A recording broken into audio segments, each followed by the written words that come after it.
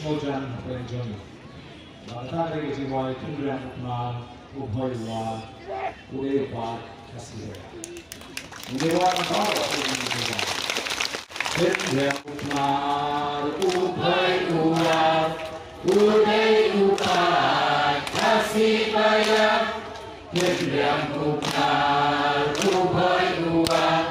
udah